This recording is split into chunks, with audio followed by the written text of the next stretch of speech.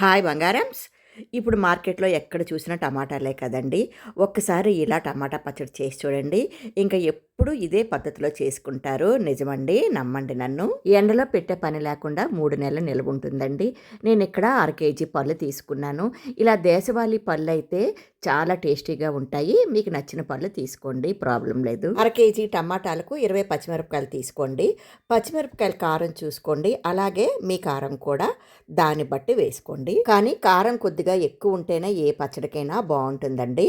అది మాత్రం గుర్తుంచుకోండి. ముందుగా టమాటాలని పచ్చిమిరపకాయలని శుభ్రంగా మంచినీళ్ళతో ఒకసారి కడిగి పొడి క్లాత్తో తుడుచుకోవాలి. తడి అన్నది అస్సలు ఉండకూడదండి. నిమ్మకాయ ఎంత చింతపండుని తీసుకోవాలండి. పిక్కలు ఉట్లు లేకుండా క్లీన్ చేసుకొని అది కూడా ఒక ప్లేట్లో పెట్టుకోండి. టమాటాలని ముక్కలుగా కట్ చేసుకోండి. మరీ చిన్న ముక్కలు అవసరం లేదండి. అలాగే మరీ పెద్ద ముక్కలు కూడా కట్ చేయకూడదండి. మధ్యస్థంగా కట్ చేసుకోవాలి.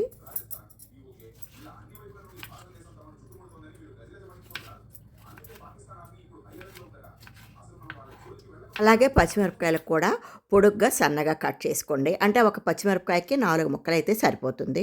ముక్కలు ఎండలో వేయడం, చింతపండు పులుసులో నానబెట్టడం, చాలా పౌడర్లు వేయడం అవి ఏమీ ఉండవండి. సింపుల్గా 3 చూడండి. టమాటాలు, పచ్చిమిరపకాయలు, చింతపండు అంతేనండి. 3 ఐటమ్స్తో మంచి పచ్చడి రెడీ చేసుకుందాం. ఇదిగోండి ముక్కలన్నీ కట్ చేసి ఒక మందపాటి గిన్నెలో ఒక్క గరిట ఆయిల్ వేసుకుంటే సరిపోతుందండి. ఒక స్పూను పసుపు వేసి మనం కట్ చేసిన ఈ ముక్కలు వేసి మూత పెట్టకూడదండి. మూత పెడితే నీరు దిగుతుంది కదా, అందుకని మూత పెట్టకూడదండి. శుభ్రంగా ఒకసారి కలుపుకొని చిన్న మంట మీద అలా దగ్గరగా అయ్యే వరకు ఉడికించుకోవాలండి. మధ్య మధ్యలో కలుపుతుండాలి, లేదంటే అడుగు పట్టేస్తుంది. టమాటా ముక్కలు ఉడికి దగ్గరగా అయ్యే లోపల దాంట్లో వేయడానికి ధనియాలు, జీలకర్ర రెడీ చేసుకుందాం. ఒక ప్యాన్లో గరిట ఆయిల్ వేసుకొని చిన్న కప్పుతో ధనియాలు వేసుకోవాలి. స్పూన్స్ లెక్క అయితే 3 స్పూన్లు అయితే సరిపోతుంది. అలాగే పెద్ద స్పూన్తో జీలకర్ర వేసుకుని దోరగా వేయించాలి. పచ్చడి టేస్ట్ అంతా ఈ వేయించడంలోనే ఆధారపడి ఉంటుంది. మరీ ఎక్కువగా వేయిస్తే నల్లబడి చేదు వచ్చేస్తుందండి. మరీ లైట్గా వేయిస్తే చప్పగా ఉండి పచ్చడి అస్సలు బాగుండదు. అందుకనే ఇలా కాస్త బ్రౌన్ కలర్ వచ్చే వరకు వేయించి వేరొక గిన్నెలోకి తీసుకోవాలి.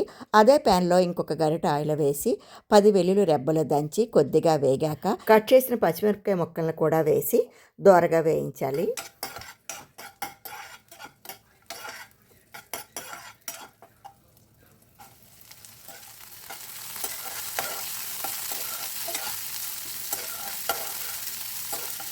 పచ్చిమిర్చి ఈ రీతిలో వేగాలండి, లేదంటే పచ్చడి నిల్వ ఉండదండి. అందుకని ఇలాగే వేపుకోవాలి. చల్లారే వరకు పక్కన పెట్టుకొని ఇప్పుడు టమాటా ముక్కలు ఏమయ్యాయో చూద్దాం పదండి. టమాటా ముక్కల్ని ఒకసారి గరిటతో బాగా కలిపి చింతపండును విడదీసి అందులో వేసి ఒక పెద్ద స్పూన్తో ఉప్పు వేసుకోవాలి. ఉప్పు కాస్త ఎక్కువగానే పడుతుందండి చింతపండు వేయడం వల్ల. అదీ కాక ఏ పచ్చడికైనా ఉప్పు మాత్రం మరి కాస్త పడుతుందండి. ఉప్పు వేయడం వల్ల నీరు వస్తుందండి. నీరంతా ఎగిరిపోయే వరకు స్టవ్ మీదే ఉంచి కలుపుతూ ఉండాలి. చింతపండు టమాటా ముక్కల్లో కలిసిపోయి ఇలా గుజ్జుగా అవ్వాలండి. వీడియోలో చూపించినట్లుగా అంత దగ్గరగా అవ్వాలి. స్టవ్ ఆఫ్ చేసి ధనియాలు, జీలకర్ర ముందుగా గ్రైండ్ చేసుకుందామండి. ధనియాలు, జీలకర్ర మెత్తగా గ్రైండ్ చేశాక పచ్చిమిరపకాయలు, వెల్లుల్లి కూడా వేసి మెత్తగా ఇలా గ్రైండ్ చేసుకోవాలి. 2-3 సార్లు స్పూన్తో కలుపుతూ గ్రైండ్ చేసుకోవాలండి, లేదంటే ధనియాలు నలగవు. ధనియాలు, జీలకర్ర, పచ్చిమిరపకాయలు, వెల్లుల్లిపాయలు మెత్తగా గ్రైండ్ చేశాక చల్లారిన ఈ టమాటా గుజ్జు కూడా వేసి స్పూన్తో కింద మీద చెయ్యాలండి, లేదంటే మిక్సీ తిరగదు, నీళ్లు పొయ్యము కదా. మొత్తం అంతా స్పూన్తో ఒకసారి బాగా కలిపేస్తే ఒక్క నిమిషంలో గ్రైండ్ అయిపోతుందండి. ఆల్రెడీ స్టవ్ మీదే కుక్ అయిపోయింది కాబట్టి ఎక్కువసేపు మాత్రం పట్టదండి. పచ్చిమిర్చి, వెల్లుల్లి వేయడం వల్ల అసలు గ్రైండ్ చేస్తుంటేనే మంచి వాసనతో ఇల్లంతా గుబాలించేస్తుందండి. ఇలా మెత్తగా పచ్చడి గ్రైండ్ చేసుకొని పక్కన పెట్టుకొని ఇప్పుడు పోపుకి రెడీ చేసుకుందాం. అరకప్పు పల్లి నూనె వేసి వేడయ్యాక దంచిన వెల్లుల్లిపాయలు ఒక 10, స్పూను ఆవాలు, 2 స్పూన్లు మినపప్పు, 2 స్పూన్లు శనగపప్పు, 1 స్పూను జీలకర్ర వేసి దోరగా వేయించాలండి. టమాటా పచ్చడికి ఆయిల్ కాస్త ఎక్కువగానే పడుతుందండి. అర కేజీ టమాటాలకి 1/2 కేజీ పైగానే ఆయిల్ పట్టింది చూడండి. ఎండుమిరపకాయ ముక్కలు, కరివేపాకు వేసి పోపు మాత్రం బాగా వేయించాలండి. ఏ పచ్చడికైనా, పప్పుకైనా, దేనికైనా సరే పోపు వేగడంలోనే దాని టేస్ట్ ఆధారపడి ఉంటుంది. కాస్త ఇంగువ కూడా వేసుకొని టమాటా పచ్చడి కూడా వేసి 2-3 నిమిషాలు అలా స్టవ్ మీద వేయించాలండి. టమాటా పచ్చడిలో ఏమైనా వాటర్ కంటెంట్ ఉంటే పోతుందండి. అందువల్ల మనకి పచ్చడి నిల్వ ఉంటుంది. ఆవపిండి, మెంతిపిండి వేసి చేసుకునే పచ్చడి కంటే కూడా ఇది చాలా బాగుంటుంది.